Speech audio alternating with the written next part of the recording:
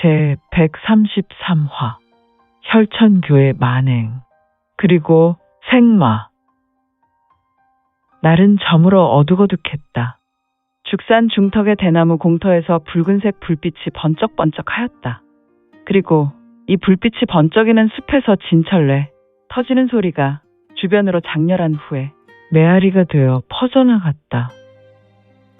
전쟁터에서 화포가 불을 뿜는 현장인가? 쿠쿠쿠쿠 콱콱콱콱 쾅쾅쾅쾅. 천하제종, 천투, 천권, 파파파파파파 팍팍팍팍. 곽부는 신형에서 쌍수를 현란하게 휘저으며 여러 차례 신속하게 뻗어내니 그의 두 손에서 붉은색 강기 권의 형상이 폭양객점의 무공교관의 신형을 여러 차례 후렸다. 이 추광현은 현재 사람이 아닌 괴수와 같은 미지의 존재가 되어 있었다. 그는 막대한 곽부의 공격에도 아랑곳하지 않았고 그저 가벼운 흔들림 외에는 아무 피해가 없었다. 다만 곽부의 연한 공격 앞에 추광현은 아수라의 공격을 멈출 수밖에 없었다. 곽부의 기세는 일반 여느 초절정 후입, 삼룡경의 고수가 아니었으며 이제 곧 화신경의 경지를 내다보는 고수였으니 파파파파파파 팍팍팍팍. 쿠쿠 쿠쿠 콱콱콱콱쾅 쾅쾅쾅. 역시 곽부의 붉은색 강기, 그의 권형은 8개의 줄기로 하늘로 솟아오르다가 지면으로 떨어져 내렸는데 이 줄기는 상계하여 8개의 방향을 점했다. 팔로. 중원인이라면 이것이 바로 팔귀의 방향이라는 것을 누구든지 쉽게 알아보았으리라. 제종, 팔진천권, 슈슈슈슈 슈슈슈 새액 새액. 붉은색 강기는 곽부의 신형에서 하늘을 오르다가 공중에서 크게 유영하였으며 또한 추광현의 신형으로 쇄도하였으며 추광현은 공중에서 1장 정도 뜬 상태에서 곽부의 강기가 폭사되었는데 쿠쿠쿠쿠 콱콱콱콱 쾅쾅쾅쾅 쾅. 허허, 곽부의 내가 진력이 기존의 것보다 더욱 그 기세가 강력하였으니 우리 곽부의 강기가 떨어진 2개의 붉은색 강기는 추광현을 맞추지 않고 지면을 때렸으니 그 지면은 병력탄 터진 것처럼 주변으로 흙과 돌덩이가 사방으로 튀어놀랐다. 허허, 성인 10여 명이 들어갈 만한 구덩이가 움푹 파였다. 이후에 6개의 강기는 추광현을 후렸는데 팍팍 팍팍 팍팍. 추추추추추출렁. 아니 이런 말도 안 되는 녀석을 만나. 곽부는 추광현을 보다가 두 눈의 실핏줄이 터진 후 두 눈이 튀어나올 것 같은 모습이었다. 나는 제문의 무공중 제일 자신 있는 수를 펼쳤고 이는 태산도 허물 수 있는 위력이 있건만 고작 이려장 뒤로 물러난 것이 전부란 말인가? 지금 추광현의 주변에 흙덩이와 돌덩이가 튄 것으로 일반인의 눈으로는 추광현의 상태를 알 수 없었지만 매의 눈과 같은 통찰력이 있었으니 추광현은 태산을 허물 수 있는 곽부의 공격이라도 그저 미미한 충격으로 뒤로 살짝 밀렸다. 곽부의 판단과 이성으로는 이를 이해할 수준의 것이 아니었는데 에이, 또드득. 휘이이 타타타타타 탓탓탓. 곽부는 더는 멈출 수 없었다. 그에게는 오직 한 수만 생각할 수밖에 없었다. 일반적인 수가 아닌 그가 펼칠 수 있는 최후의 수. 오직 한 수여야만 하는가? 타타타타타타타타타타.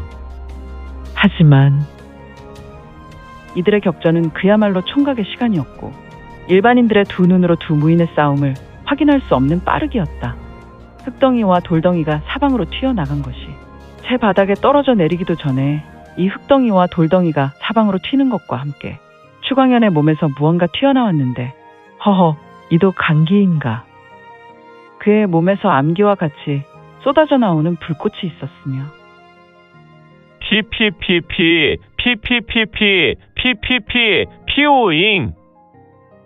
제길, 피할 겨를도 없구나. 그냥 헤쳐나간다. 제왕 천갑. 곽부는 공간의 보보를 밟으며 추광현에게 돌진하며 이러한 생각을 하였고, 그는 우레와 같은 소리를 질렀을 때 그의 몸에서 짙은 붉은색 기광이 일어나며 그의 우수를 딸라 둘렸으며, 팅팅티티티티티 팅팅팅. 곽부는 붉은색 불빛이 쇄도하는 것을 보았고, 이 빗무리가 본인의 얼굴로 쇄도하는 것에 곽부는 좌수를 들어 이 불빛들을 쳐냈고 허공을 밟으며 달렸는데, 하지만 곽부가 쇄도할 때 모든 불꽃을 막아낼 수 없었다.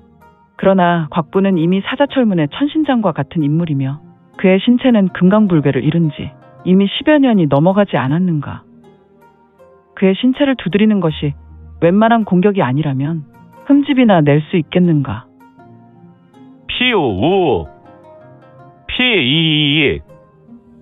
곽부의 얼굴에는 상처가 나기 시작했고 그의 얼굴에서 살짝 핏물이 맺히며 주변으로 쏠려 날았다. 썩을 놈. 타타타 탓탓탓. 휘킥 휘킥 휘킥 휘킥. 슈르르륵 쳐. 곽부는 추광현의 곁으로 날아가 그의 신형을 감싸고 돌며 추광현의 어깨에 올라탔다. 곽부는 조금도 망설이지 않았으니 제왕 포승박.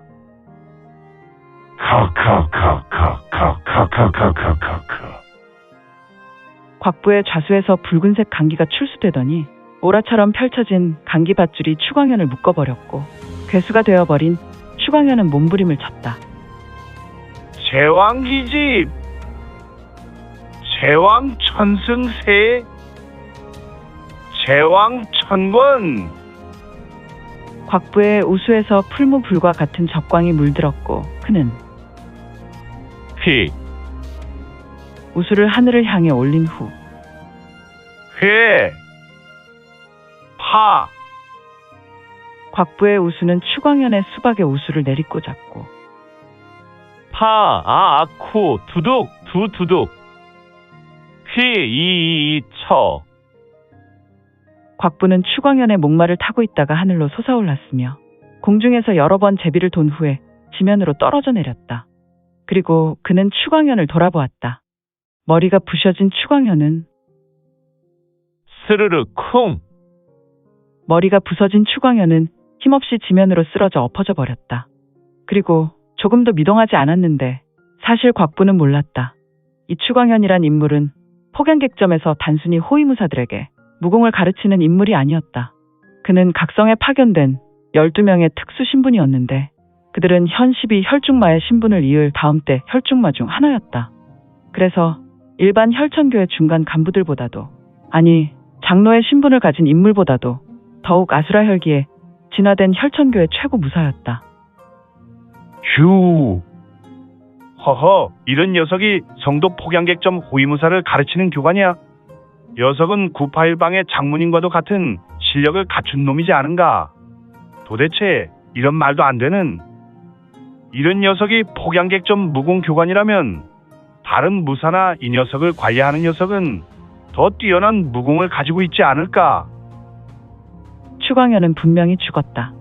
그러나 추광현의 부서진 머리에서 붉은색 혈기가 스멀스멀 피어나와서 주변으로 물들이고 있었다. 이런, 저것은 무슨 현상이지? 곽부는 추광현의 몸에서 붉은 연기와도 같은 아수라 혈기를 보았다. 곽부. 녀석을 산매진화로 태워버리게. 응? 공자님. 그래. 녀석을 속히 태워버리게. 녀석의 몸에서 악기가 나와서 주변으로 오염시키면 녀석의 뿌리나 악기로 식물이나 나무, 그리고 주변을 지나는 동물에게도 좋지 못한 악물이 되네. 아, 알겠습니다. 악물이 된다고 말입니까? 그렇지.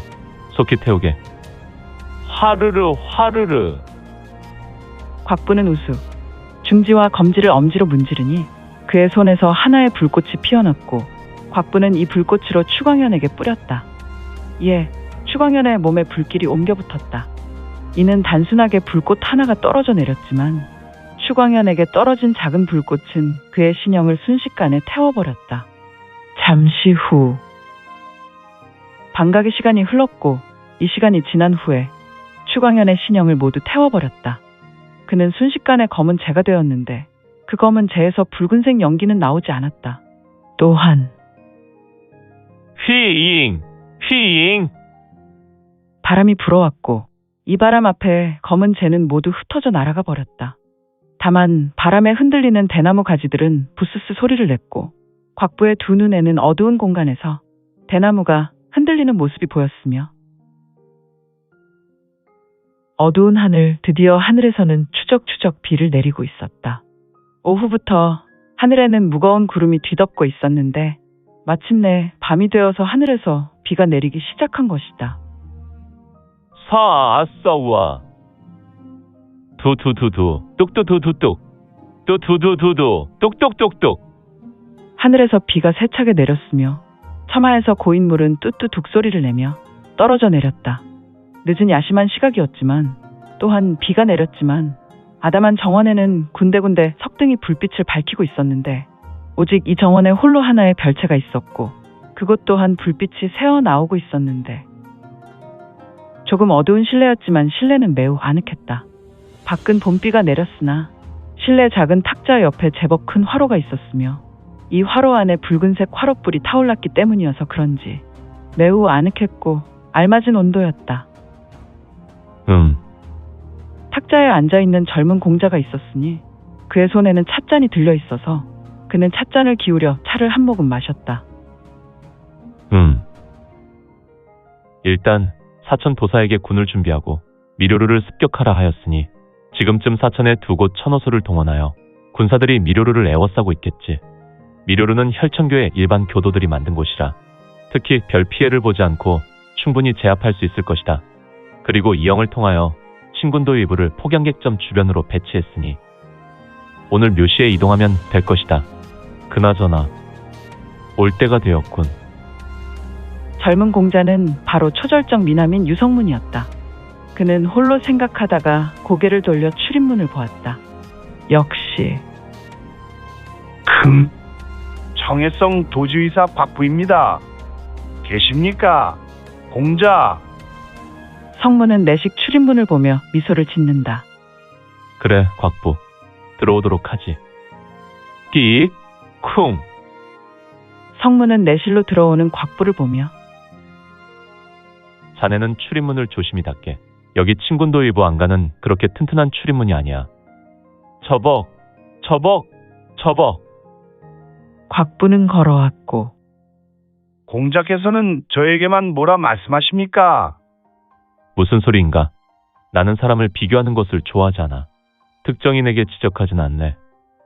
우부사에게는 뭐라 말씀하시지 않지 않습니까? 후후후후. 이영은 자네처럼 문을 심하게 닫고 열고 하지 않네. 참, 공자님도. 그런데 자네 얼굴이 왜 그 모양인가? 제 얼굴이 왜 말입니까? 얼굴에 상처투성이군. 뭐, 공자께서는 제가 폭양객점 소속의 녀석이란 놈과 혈투를 한 것을 아시지 않습니까? 아, 그럼 자네는 녀석에게 당한 것인가? 다 아시지 않습니까? 아니야. 나라도 40열이 떨어진 곳에서 자네와 추광현이란 무공교관 녀석이 싸우는 것을 기감하지만 자세한 것을 모두 아는 것은 아니네. 그냥 진한 느낌이 있을 뿐이지. 그렇습니까? 후후후후. 곽부의 물음의 성문은 다만 짙은 미소와 함께 잔잔히 웃었다. 이분의 속은 도무지 알 수가 없단 말이야. 자네는 나의 속마음을 알 필요는 없네. 이크. 유성문의 말에 곽부는 화들짝 놀랐다. 역시 귀신이야. 나는 귀신이 아니네. 아, 정말 공자 앞에서는 벗겨진 몸처럼 느껴지니. 자네는 내가 준 금창약을 어디에다 두었나? 아, 사자철문 막내에게 주었습니다. 녀석이 공자님의 수발을 들어서 말입니다. 그런데 자네의 얼굴이 꼭 관부 요인이 아니라 동네 양아치 조직의 건달 같네. 이것밖에. 뭡니까? 곽부의 손에는 유성문이 내민 작은 복주머니가 있었다. 종전에 내가 준 금창약이네. 아, 그 망분이라 말입니까? 그래. 오, 이 귀한 것을 제게 또 주십니까? 그것이 자네보다 귀할까?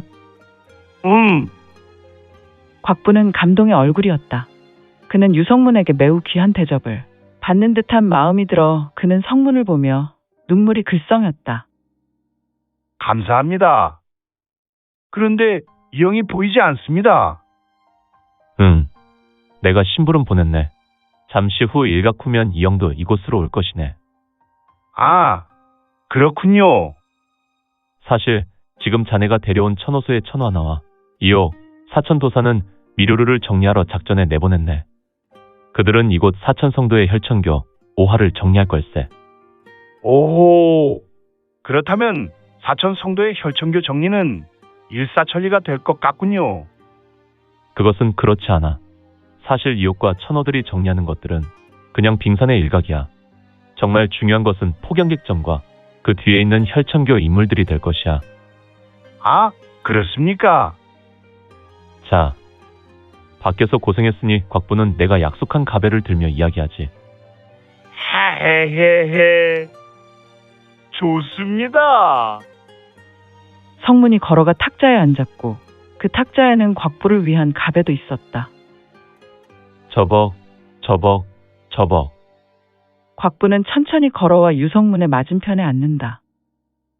그런데 공자님, 내실이 참으로 아늑합니다. 곽부는 자리에 앉고 주변의 자리를 두리번거렸다.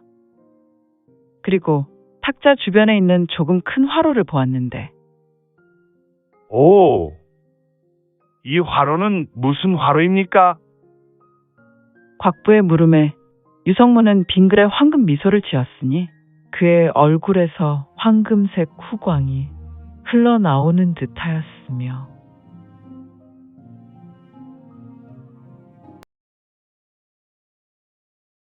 오늘 준비한 내용은 여기까지입니다.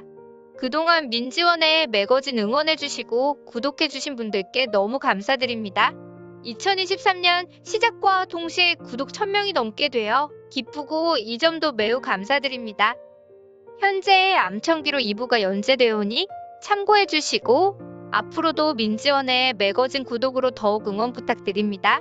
그러면 오늘도 세상에서 최고로 멋진 하루 되세요.